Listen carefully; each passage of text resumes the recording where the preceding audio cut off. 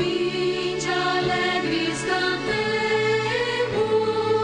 a Deus demos louvor, ao Pai exaltemos, sempre com mais fervor. São José.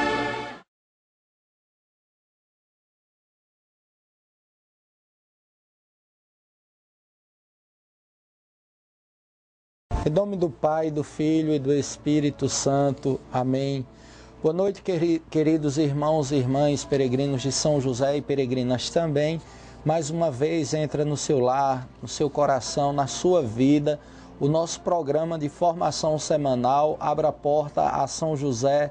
Costumamos sempre repetir que devemos abrir a porta a São José das nossas casas, da nossa vida, da nossa igreja, como tem sempre feito aqui na Arquidiocese de Natal, hoje, para que assim a gente possa ter cada vez mais a proteção, a assistência desse glorioso patriarca, a sua intercessão para todas as nossas necessidades. E quantas graças já foram alcançadas através de São José. Olha, na última quarta-feira, lá na Santa Terezinha, geralmente as pessoas dão testemunho das graças que alcançaram. E uma senhora, ela deu um testemunho que marcou muito a minha vida, marcou muito o meu coração. Primeiro pela coragem que ela teve de assumir a sua limitação e a sua fragilidade.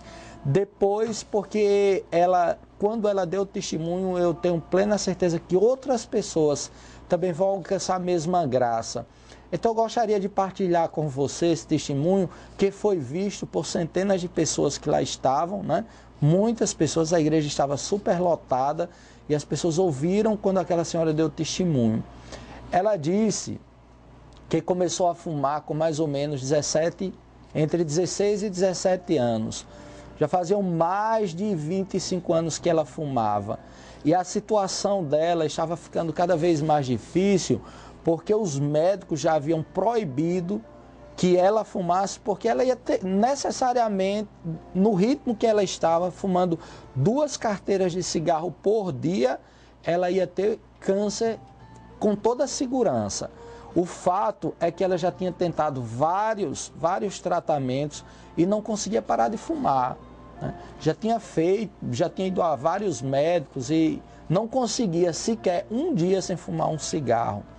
Foi aí que a filha dela começou a frequentar o terço abençoado de São José e começou a pedir a intercessão de São José para que a mãe se libertasse do vício do cigarro.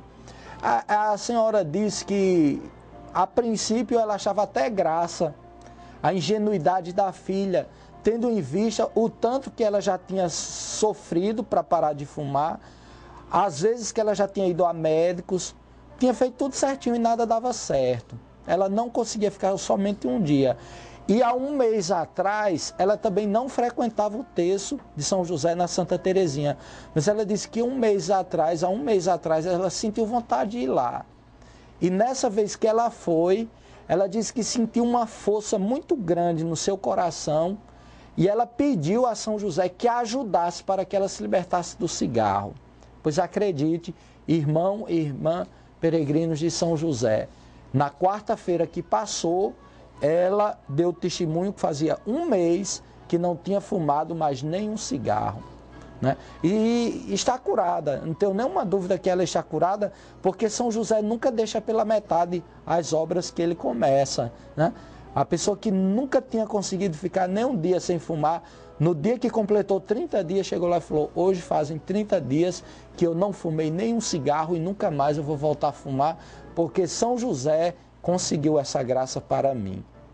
Daqui a gente percebe como a nossa devoção a São José, como a paróquia da Santa Terezinha, ao abrir as suas portas, ao permitir que a gente tivesse toda quarta-feira, que é dia de São José, a possibilidade de rezar o terço abençoado em comunidade, quanto bem tem feito às pessoas.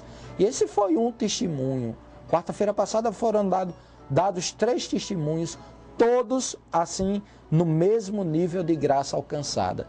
Graças difíceis de serem alcançadas, porque só quem já fuma sabe o que é querer parar e não conseguir, né? Então você que é devoto de São José, que é devota de São José, ou mesmo que não é devoto, mas que precisa parar de fumar, vai lá na Santa Terezinha numa quarta-feira à noite, às 19h30, leva a sua carteira de cigarro, a última, mas leve com fé. Coloca lá nos pés da imagem de São José e diga assim: nunca mais eu vou fumar, porque São José vai conseguir essa graça para a minha vida.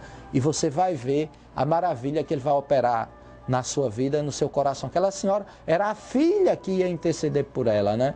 Então ela nem tinha muita fé.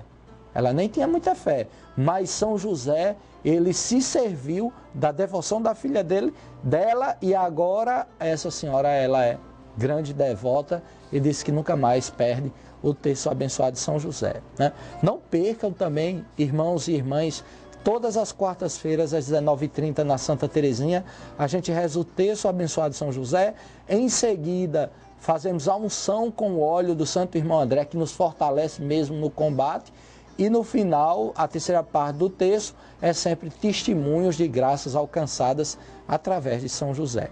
Bom, mas eu estava querendo partilhar muito com você, meus amigos, minhas amigas que nos acompanham, mas agora nós vamos voltar ao nosso tema para concluirmos aquela beleza de tema que foi a fuga, a permanência, e hoje nós vamos falar do retorno da Sagrada Família do Egito. Nós vamos falar desse retorno do exílio que eles tiveram que ir, né? Nós nos recordamos que eles foram exilados, mas hoje nós vamos aprofundar como tudo aconteceu nesse regresso para a sua pátria, a pátria da Sagrada Família, Jesus, Maria e José.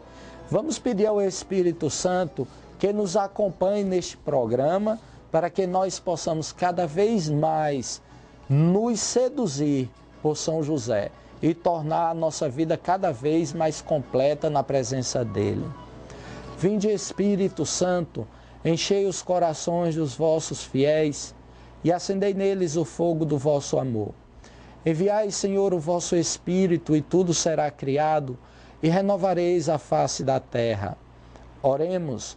Ó Deus, que instruíste os corações dos vossos fiéis com as luzes do Espírito Santo, fazei que apreciemos retamente todas as coisas, segundo o mesmo Espírito, e gozemos sempre de suas divinas consolações, por Cristo Senhor nosso. Amém. Então, com a solidariedade, nós estamos hoje refletindo sobre a volta da Sagrada Família do exílio no Egito para a sua terra. Com a solidariedade de seus compatriotas, José encontrou um lugar para instalar-se com a sua família e deu início à nova vida em terra estrangeira, sem despertar nenhuma atenção para os israelitas que ali viviam. Juntos, os israelitas em países estrangeiros formavam uma associação mais bem estruturada e funcional que na própria pátria, pois, pressionados pelas circunstâncias, precisavam ajudar-se mutuamente para subsistir. É isso que a gente sabe. Na hora da dificuldade, geralmente a gente se une. Pode observar, às vezes acontece assim na família, às vezes acontece assim entre amigos, às vezes acontece até mesmo no trabalho, e acontece principalmente na igreja. Veja mesmo, quando uma pessoa está passando por dificuldade, como os gestos de solidariedade, eles conseguem surgir com mais clareza, com mais facilidade.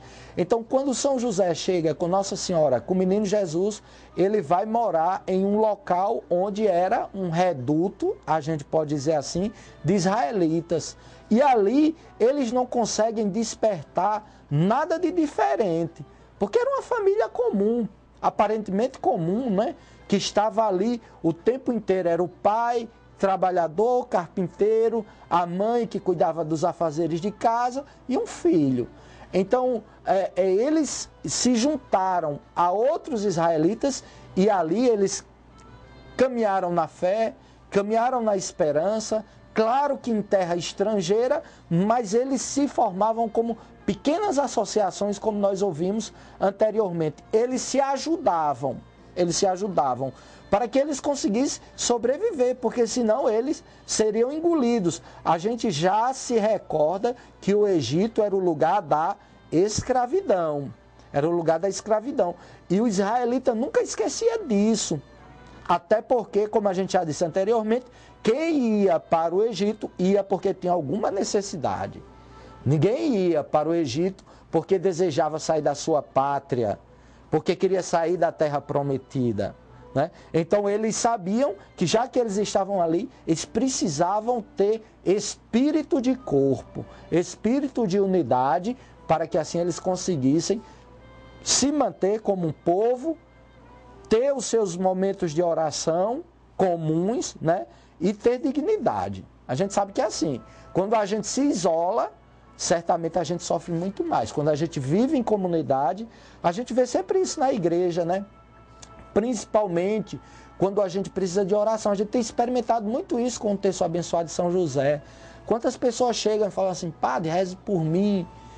Quantas vezes na abertura, na oração que a gente faz de consagração do texto a São José, tem um momento em que a gente abre, tem um momento na própria estrutura de consagração do texto a São José, que a gente coloca para as orações comuns. Então cada um vai dizendo qual é a sua intenção, qual é a sua necessidade. Muitas vezes já vai pedir por outras pessoas, e quando você já vai rezar por outras pessoas, a gente sabe que é porque, graças a Deus, a sua vida já está bem dentro daquele projeto que Deus deseja para você. Então, se você é essa pessoa que já não pede para si, louvado seja Deus. Você chegou numa altura da vida que agora já está intercedendo por outras pessoas, né? Isso aqui é muito importante para nós que somos cristãos.